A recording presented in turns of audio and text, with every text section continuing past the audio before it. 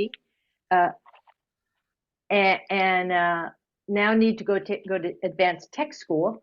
But we're delighted tonight to have Dana and Bob Fox, who have been birders for eons since they were both like 12 or 13 years old. They've got over 650 birds, or 750 birds in the US and over 6,500, I think, in the world. I don't think any of us have that, right? So, and besides their thing on woodpeckers, Dana is fascinated with loons, and we are going to be asking her to come back and do a special program on loons. She's done lots of projects there. Bob done a zillion things, collected specimens for many museums.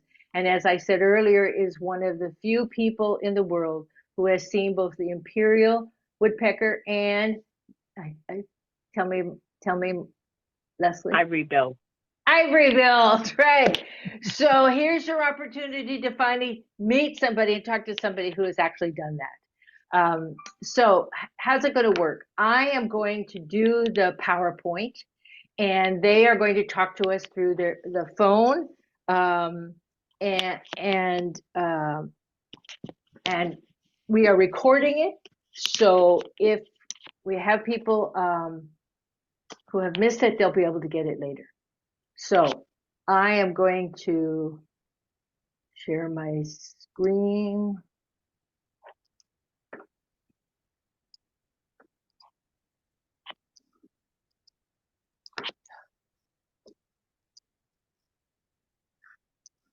Oh, hello there. Do you see it? Yes. Okay, take it away. Good evening, ladies and gentlemen. Bob and I are delighted to be here tonight with you to share our fascination with woodpeckers. It is a exciting family.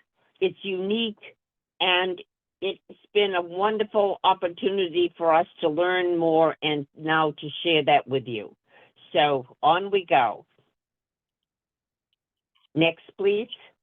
We're going to have a discussion of what is a woodpecker, the evolution of woodpeckers, the biology of woodpeckers, woodpeckers today, and some woodpeckers we've known.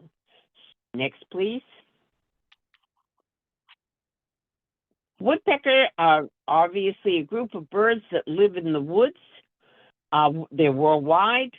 They are carpenters chiseling their nest cavities and digging for food. They eat insects and ants. They dig out of trees and pick up from the bark. They're an ancient family and a large one.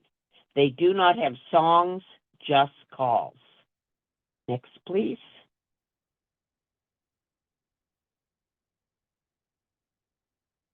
As you know, the birds have evolved over time, and you'll see on the bottom of this chart the oldest birds, the ostrich, and you will see the various orders of birds as they become more and more recent. And you see how far up in that order, the order of woodpeckers, in which woodpeckers belong, is the Piciformes.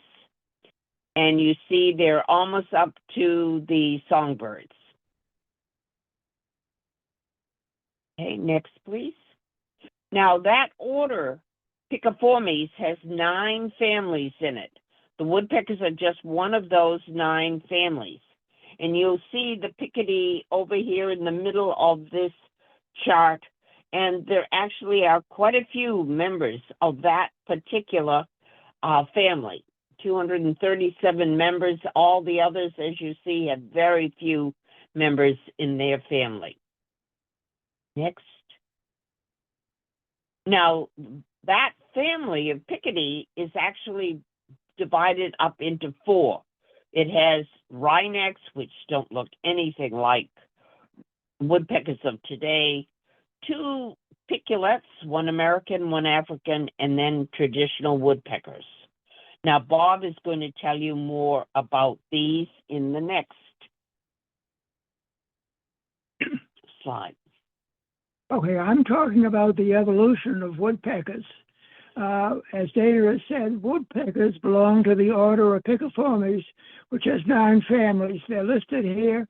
And the one thing that makes them really interesting is all of these families are the only families in the world that nest in nest cavities. They make their nest, they dig their holes, and all the others do other things, but they don't do it that. Woodpeckers are separated from their nearest relatives, the honeyguides, 50 million years ago. There's a picture of them, of the honeyguide here on the right, very right edge. Now, how do we know that? Why is 50 million years picked as a number? Well, simply using DNA established that woodpeckers evolved 50 to 53 million years ago. That's pretty good.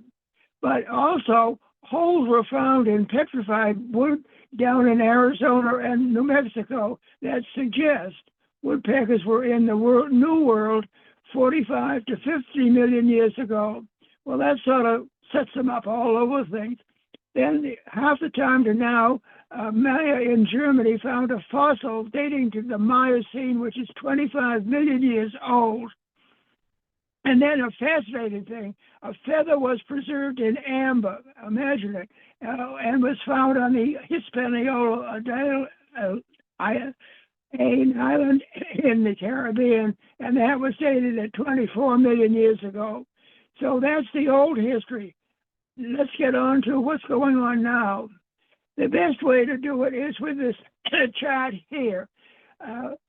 There are 4 genera, the Rhinex, which is the top left little picture, 2 kinds of piculets, and they evolved 9 million years ago, and the real woodpeckers, the ones we know, evolved only 7.5 million years ago. Now, many people want to sort of figure out what birds they can see around in this area. We're talking the world of birds, but you want to know what's in the U.S. So I'm going to throw up some names of birds that are U.S. birds, a few of them that are right here in our area. So as you look at this chart, there are 6 tribes. The 2 most right-hand pictures are not involved with us because they're Asiatic. So let's look at the next one. The next left-hand one, which is quite a black bird with a red head, it's ladderbacks and sapsuckers. The birds around that we have is Lewis, red-headed woodpeckers, which you probably have seen, acorn, gila, red-bellied, golden-fronted, and the 4 sapsuckers. Okay, the next one down at the very bottom is huge, 61 birds in this family, and they're called the pine, and they're the nuthalls, ladderbacked, downy woodpecker, hairy woodpecker, red cockaded, which is getting very rare because the trees are being cut down in the area that they nest in, stricklands, and Dana's just into me, a white-headed, American three-toed, and the blackback, which is sort of a spin-off of the three-toed. The flickers are northern and gilded. The gilded is just looks like the northern, but it's down in the cactus area of southeastern. Okay, Dana. Ladderback woodpeckers are of 2 genus, the pileated and the ivory-billed. They're the big black ones over there on the right, and we're going to be talking about some of those birds later on. Okay. So, okay, today, according to the latest research, 233 species are available in the world.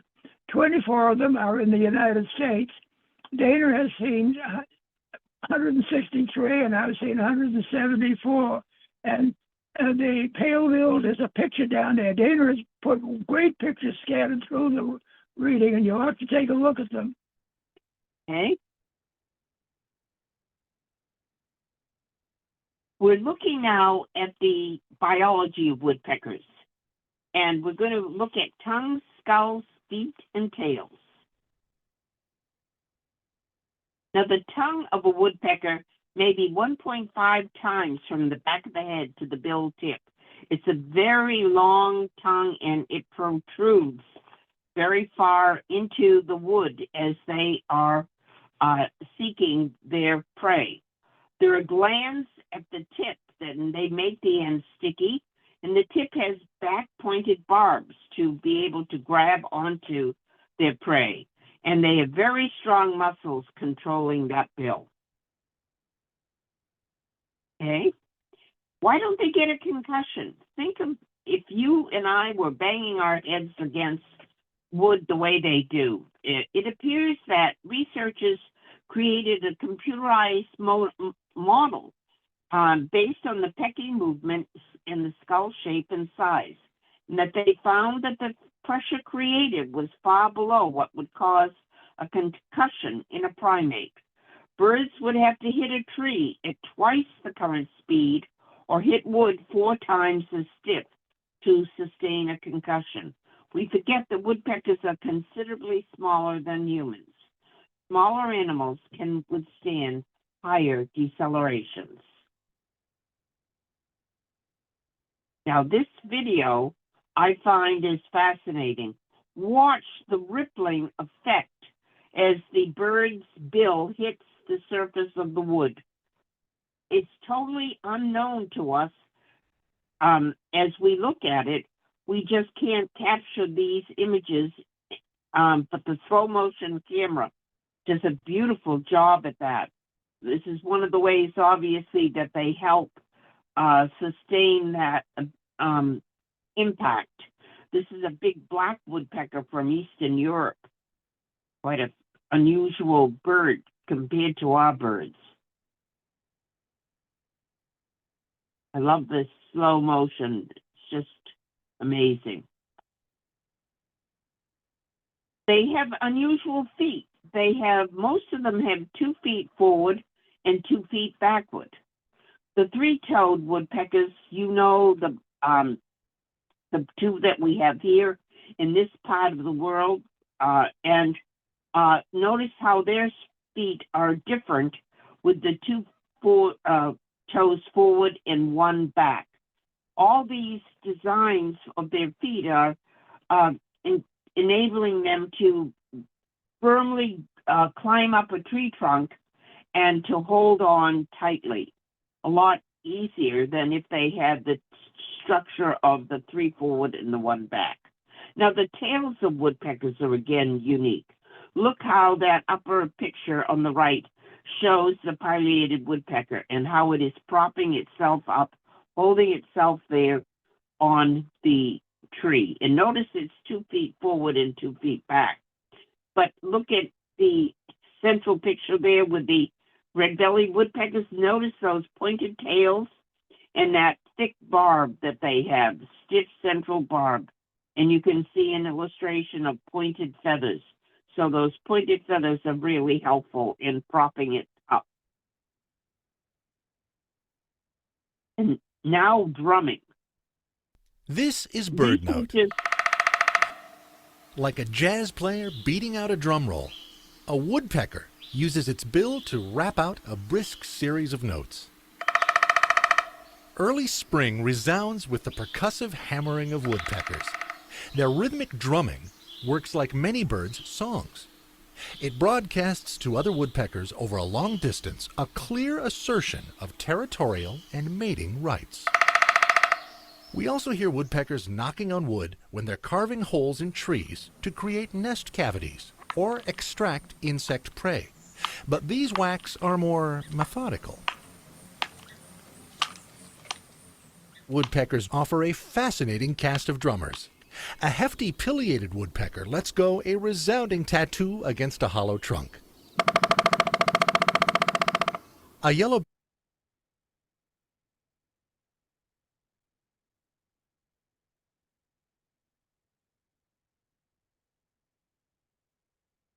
Did we finish his drumming? Yes. We didn't finish it, but This is bird note. We'll hear it again. Like a jazz player beating out a drum roll, a woodpecker uses its bill to rap out a brisk series of notes. Early spring resounds with the percussive hammering of woodpeckers. Their rhythmic drumming works like many birds' songs. It broadcasts to other woodpeckers over a long distance a clear assertion of territorial and mating rights. We also hear woodpeckers knocking on wood when they're carving holes in trees to create nest cavities or extract insect prey. But these whacks are more methodical. Woodpeckers offer a fascinating cast of drummers. A hefty pileated woodpecker lets go a resounding tattoo against a hollow trunk. A yellow-bellied sapsucker seems to be signaling in Morse code as it snaps its bill against a stub of dead branch. And the little downy woodpecker's drum roll seems rather modest, rather short, and not too fast. For any woodpecker, it's all about proclaiming a sound signal as far and as loud as possible. And as it searches for the most resonant drum, it might just find that your metal rain gutter makes the best music. For BirdNote, I'm Michael Stein. Now, at Brown University in last year, researchers found that there is some specialized gene expression in the forebrains of woodpeckers that was anatomically like that of birds who communicate by singing, the songbirds. They hypothesized that these same brain mechanisms that help birds develop the motor control involved in creating and voicing songs is also what helps woodpeckers develop their drumming system of communication. So that drumming in the spring is like the songs that birds sing to demand and protect their territory. And so they're basically telling each other, get out of my territory. And from around the world, all these woodpeckers have specialized drums and at different speeds and rhythms. And it's really exciting to think that they're still working on it. There is a story that Bob found that woodpeckers were drumming on a metal loudspeaker at a ball game. There were 3 speakers, but they were always on the same one. And finally, there was another bird that was seen 300 yards away looking towards the tapper. Next, please. This is BirdNote. Now, the woodpeckers, as we said, don't have songs, but they do have calls. They're not learned, and they have a wide range, and they're signals for various situations. Some are rattle-like or trills. The large species have 2 distinct, and nesting woodpeckers give several types of calls. I remember hearing the blackback woodpeckers up in the Connecticut lakes of New Hampshire, where the young were so loud you had no doubt where the nest was. Next, please. Now we're going to talk about 6 different woodpeckers and a 7th family of birds, woodpeckers, and we're going to share some wonderful facts about these. We'll start with the acorn.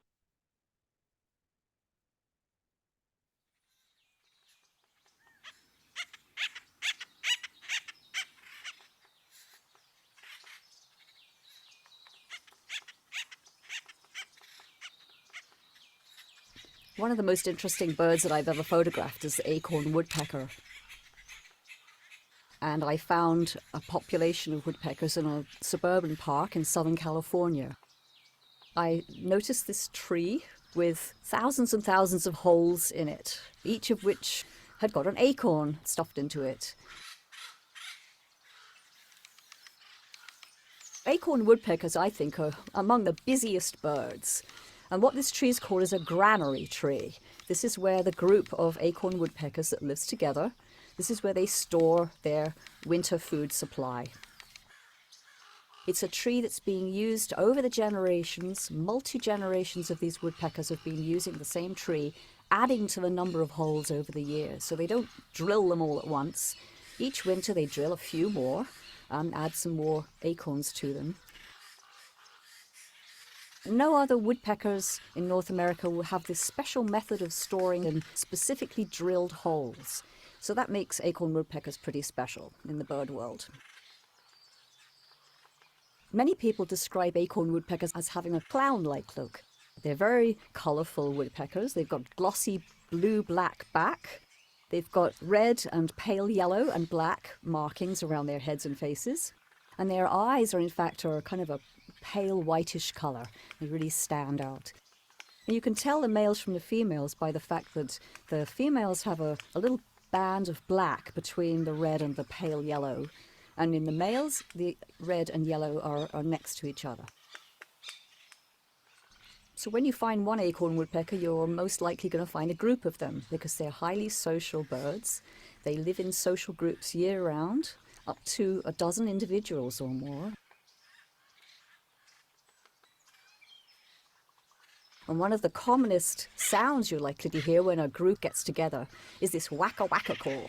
And often they're also displaying at the same time. They're giving this dramatic and very, very wonderful wing spread display. So you'll get one bird landing on the granary tree, then others will join it, and they'll all be displaying and calling away.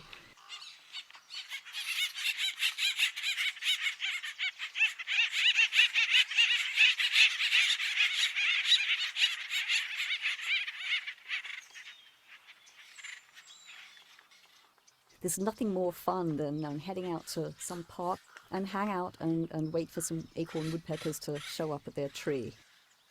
You're bound to be entertained. And it's one of the funnest things I like to do. I really like to go and watch them and photograph them.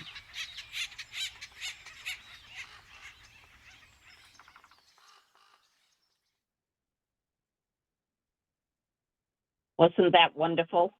That was a great one. Now, Bob will talk about the flicker.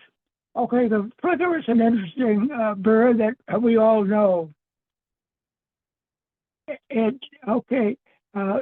Canadian birds move south in the winter, but that isn't really considered moving a real migration problem. Anyway, the reason they do that is they must have some open ground off and on to get food like the ants. 75% of the flicker's food is ant. Now, the deforestation has caused some loss in the numbers of these birds. For example, down in southeastern United States, a 5.2% decline has been noted since the mid-1960s due to the loss of forest habitat. This is the main reason many woodpeckers have problems. In 1995, two individuals, this is a story, but it's a true one. In 1995, two individuals were excavating 200 holes for nesting, probably, in the installation on the fuel tanks of the space shuttle on its launch pad at Cape Kennedy. To repair all of this and get the flight going cost $1 million. Next, please. And now we're into the big woodpeckers. If you saw them sort of in a museum as specimens, the one on the left is obviously the imperial, the largest one of the lot, and the one to the right of that in the middle is the ivory-billed woodpecker. The pattern is quite the same, but the size is smaller. And the third one to the right is the pileated woodpecker, and Dana will be talking about that, but I'm going to talk about the two to the left. Next, please. Here's a picture by James Audubon of the ivory bill that he got down in the southern part of the U.S. You can see the male on the left there sort of poking with his white bill, and then the female is the one on the right. It's got a little hot head, but it's black mainly with a white stripe down the back and the white on the wing. And you can see the third one up there was just feeding. See, they're flicking off dark off the tree. Okay. Next, please. Now here's another kind of a picture. William Brewster, the fellow on the left, has an ivory-billed woodpecker that he collected in the Swanee River down in Florida in 1890. It's probably now sitting in the Harvard Museum.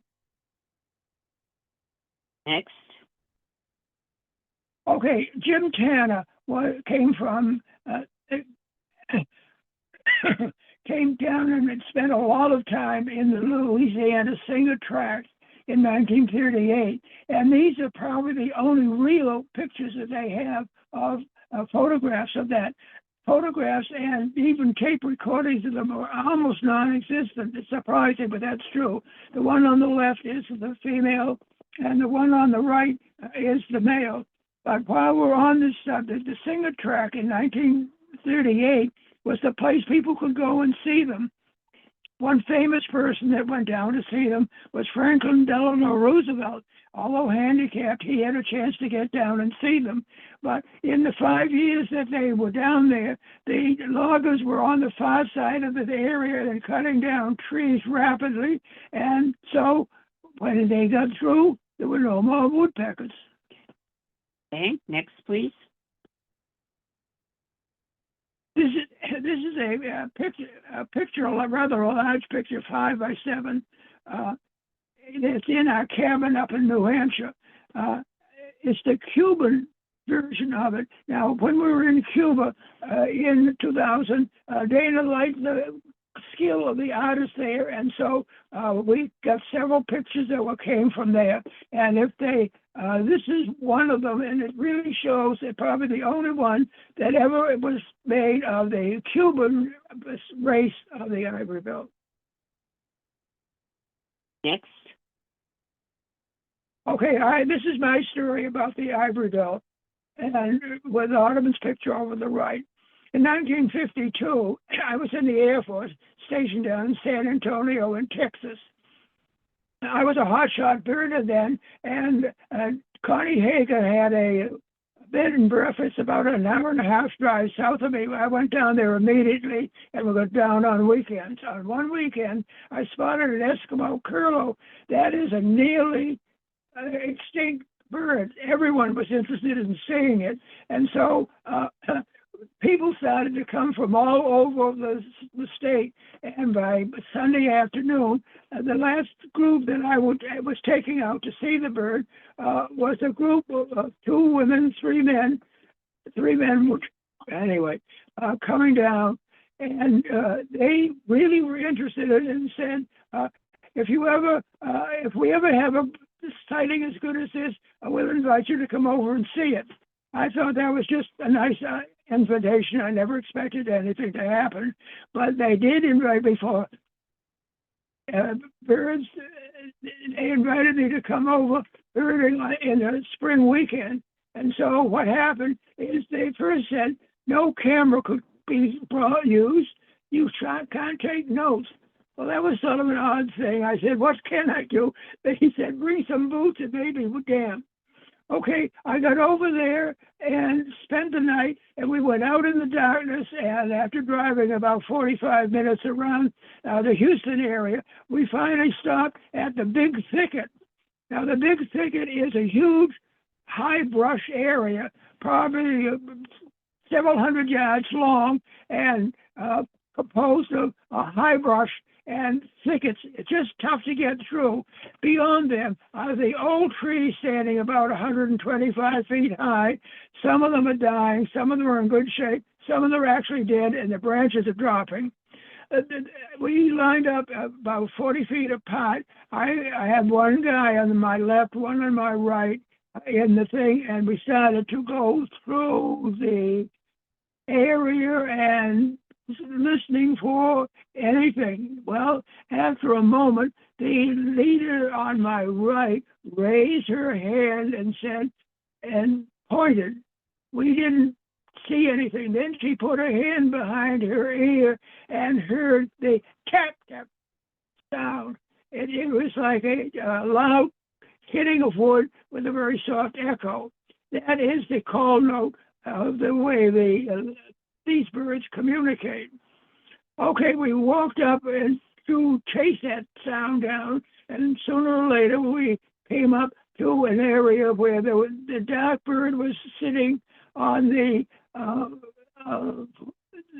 dark bird with a white line and a white bill and a white edge to the ring was just sitting on a area on about 30 feet away and about 30 feet up in a tree. It was just seeming looking around, picking off a few things to eat. Well, we enjoyed watching the thing, and we got around trying to get better looks at the thing, and suddenly someone, fortunately not me, stepped on a twig and cracked it. At the sound of the crack made the bird fly. It flew right past us with no undulations. Now, you know that woodpeckers and most birds sort of go up and down. They take a flap and they rise and then they sort of glide down. So that's the up and down flight called an undulation. This bird did not do that. It flew as straight as an arrow, just like a duck or a goose would fly as they were going by you, and it went by and flew off into the distance. Well, I thought that was the end of the show, and I started to go back, but they decided, well, why don't we go and see if we can see I revealed again or what's over there. And so we started. It took us about an hour or so, very pleasantly walking through and talking as we went in our way. As the forest started thin out, we saw Ivory Bill up there ahead of us. But this was not the male, this was not the female, but the red on the head made it the male one. So there we had both male and female. Some notes that I got when we were sort of wandering back, and that is that the female helps dig the nest along with the male. She lays the eggs, but at that point she tends to go away, and the male raises the birds, and she is off and away. And that was what was happening that day that we were down there. They seldom reuse their nests, but Data wants me to go on. Okay, next, please. Now we're going to look at the pileated woodpecker. You've probably all seen that. You can see this red on this right-hand bird, a little bit there around his bill, and the female lacks the red. They're dramatic, and they're just wonderful birds. Notice the positioning of the feet in these pictures. And next, please. We'll move through these quickly. This is an amazing picture of one down on the ground. And obviously this tree trunk it was decaying, and this woodpecker knew there was great food there. Next. This is a video showing the way they feed. And watch carefully as they find grubs. You'll see these white things that it suddenly swallows there. You see the grubs? And you can see how they are enlarging the area, chipping off that bark. Look at the grubs. Never hit his foot. Yeah, great look at the feet position too. Oh, look at that grub. Yeah. Amazing how many grubs he finds in this, or she finds in this very small area. No, he.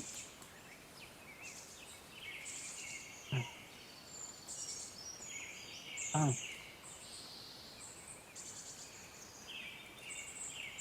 Here's another grub. He's having trouble getting that one down. Wow. Notice sort of the size of the patch that he is. He isn't drilling a hole. He's just knocking off a good sized section of the side of a dying tree.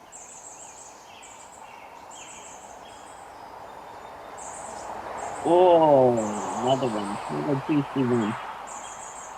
Oh. Never knew there was such a preponderance of grubs in such a small area, but he did. Just think about how Dana was showing the bill and tongue and how it works. You think that's going on that fast in his work here? You can periodically just see that tongue slip out of there. Thin little dots.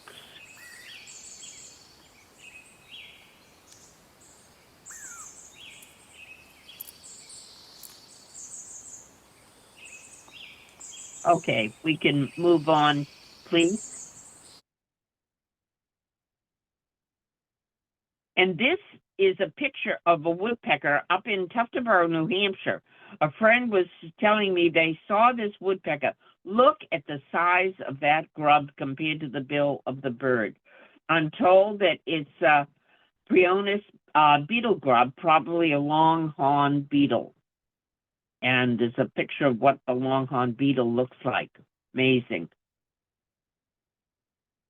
Now, the next picture shows some of the holes. They have these very, very obvious and very easily recognizable feeding trees holes, and you can see how they're quite oval in most of the holes. One was taken up in Dixville and the other one down in Melvin Village, New Hampshire.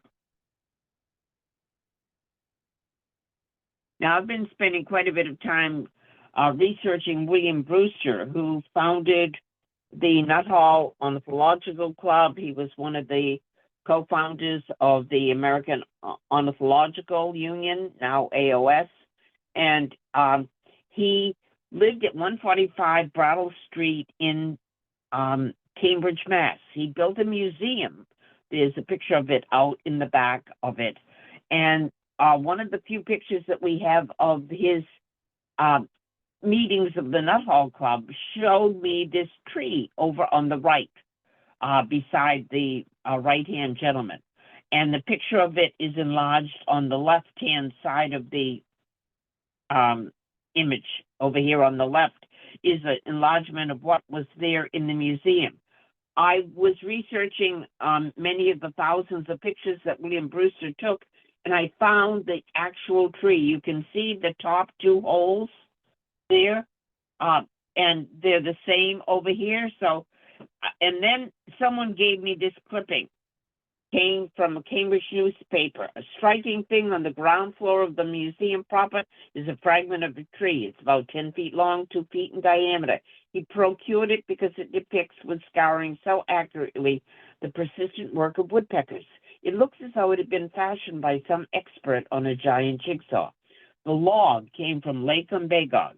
After felling it and floating it down to the foot of the lake is 10 miles long, so we floated it 10 miles. It was necessary to dry it out in a shed for almost a year. Then it came to his private museum by railroad freight. And there it is there. Now the imperial woodpecker. Okay. This is a picture of an imperial. It looks very much like the ivory bill. In fact, it's very closely related, but it's much bigger, as you remember from the looks. Notice the female has that little curl up end of the tail. That's sort of an interesting tail. Wing head. I keep up with your beating on me. Next picture. This is a great movie that is taken. I'll tell you about it, but look at it first and notice what it is.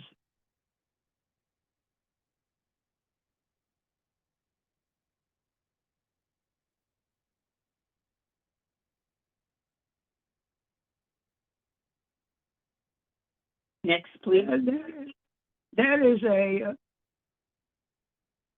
going back to that last picture, I'll talk about that for a minute, because it's the only live picture that I know of.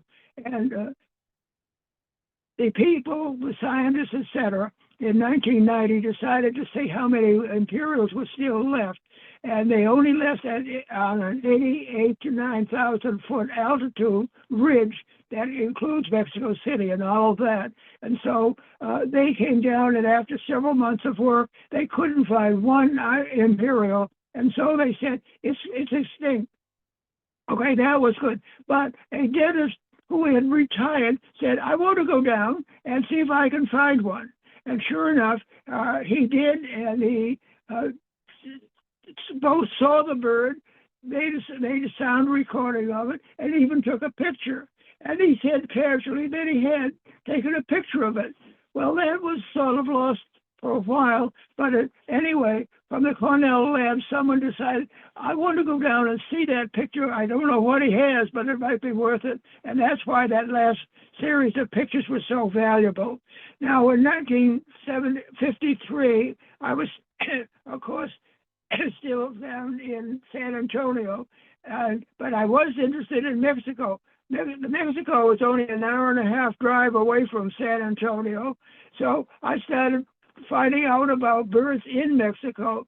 I talked with the University of Louisiana, a professor and his team of grad students that were working on that and doing a lot of research, and I was getting information from them, considering whether I could do that. Another fellow that I knew was on the other side of the thing. He was in California, and he was going down and looking at the mountains and the ridges on the west side of Mexico.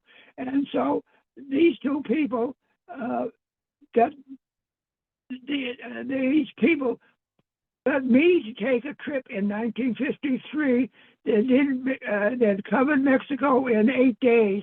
I got a little time off, and that was that.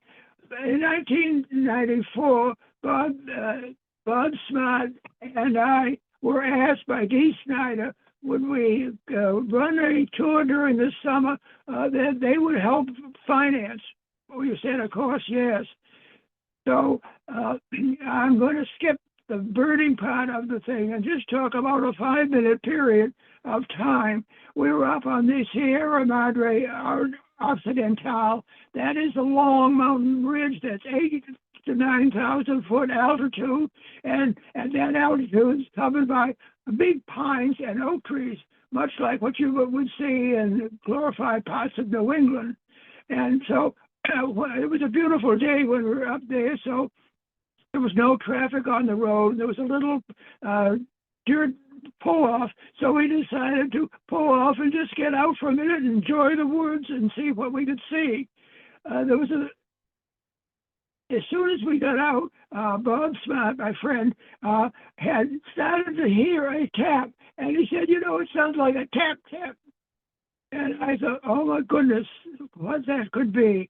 And anyway, I said, be very careful. Let's go over and see if we can see it. Well, yes, we did. It was a huge black woodpecker, had a red crest, and the end sort of curled up, large white, with the white coming all the way to the edge. And we watched as it flew out and started lapping some sap on a broken tree near us.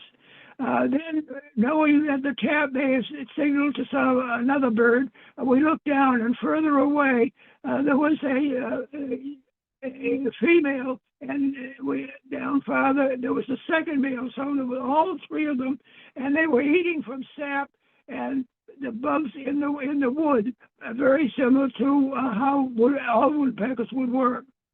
Later, I learned, though, that the sap in the bark sometimes is certainly poisoned by loggers, because the loggers want to get rid of these birds because they feel they're damaging their trees. So the loggers even put up a bounty, and if you turned in the dead imperial, you got some money. That was tempting, and hunters wanted it, and collectors, everyone wanted them.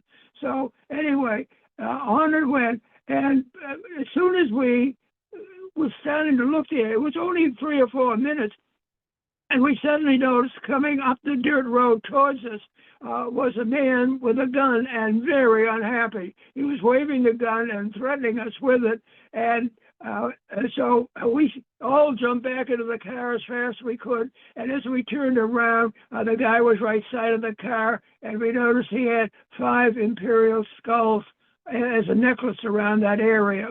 Now, you think they must have collected all the birds in the world, but the museums in the entire world only have 1,445. in the thing, and that was something of an age. Fine. Next, please.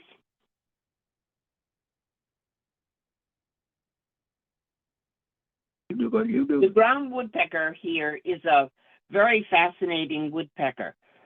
Its name gives a great deal of information about it. We saw it in South Africa on the road up to Lesotho, and it needs this vertical site, like a road cut or a bank, to build its nest in. They dig 36-inch tunnel, they enlarge it for the nest chamber. They lay 2 to 5 eggs, and both parents incubate and feed ants to the young. It's one of the few woodpeckers that is obviously nesting in banks and road cuts as opposed to trees. Next, please. Okay, this is mine. Sapsuckers, very interesting family that gets kicked around in the literature. Several things about these sapsuckers. It's the only woodpecker to migrate well south of its breeding range. All the others don't migrate. All these eat the same food, including large quantities of sap. They use their tongue, as Dana has shown earlier, to get the sap off the trees once they punch the hole. The sap holes are lined up and down and around the tree. You're going to see some pictures of that in a minute. They nest in deciduous trees of various sorts. You can tell, look at the pictures on the right, and you can see there's a birch tree and an aspen and some other kinds of trees. Now, the yellow-billed belly is conpacific with the red-naped and red-breasted. I'm going to make a point of that in a minute. The yellow-bellied and red-naped occasionally hybridize. Now, another thing that sapsuckers do is they often feed the young of another species. No other woodpecker ever does that. That is just not in their things. Now, how does this thing work out? If you look at the 3 pictures up in the upper right-hand corner, you see the yellow-bellied has a little red cap and a little red throat. It's our bird. We've probably seen it. He's down on a beech tree. Behind on the next area over there, the red-naped, as you can see, has more red on the head and on the throat. And then the red-breasted, the third one down here, is almost completely red-headed and red-chested. How did that happen? Well, there's been a lot of theories, but in 2018, a very interesting paper came out saying it got its chance to hybridize this way during the Ice Age. In other words, what it takes to form a subspecies or a new species is to have the bird isolated far enough from the original bird. If the original bird has spread out its nesting areas and then its breeding areas, and part of those get separated away from the rest of them, it will eventually form a new species. And that's what happened. They've proved that the ice ages out on the northwest area of our country was such in the last 2 million years, so that this separating and isolating could go on. And they said the yellow-billed first created the red-naped, and then the red-naped created the red-breasted. So there was 2 times. But at times, when it's an ice age, sometimes it isn't ice all the time. It sometimes melts, and sometimes it moves into strange areas. So this is the way it works. The fourth of the sapsuckers, the Williamsons, we'll see at the end of the show. Okay, next, please. This is a video which I think you'll enjoy. Let's learn about the yellow-bellied sapsucker. On a cold winter's December day, while filming dark-eyed juncos and white-throated sparrows in the snow, I was happy to finally get about 10 feet from a yellow-bellied sapsucker drumming on a tree. This sapsucker did not fly off like the others I recently tried to film. The holes that the sapsucker was drilling in straight rows are called sap wells. Sapsuckers visit these sap wells to lap up the sweet sugary sap along with the insects that may be caught there.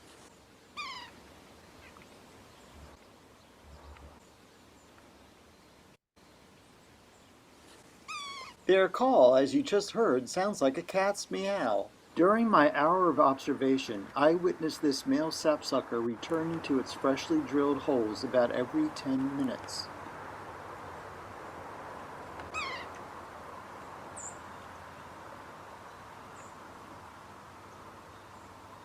And you can see why the yellow-bellied sapsucker is aptly named. It's sucking sap from sap wells.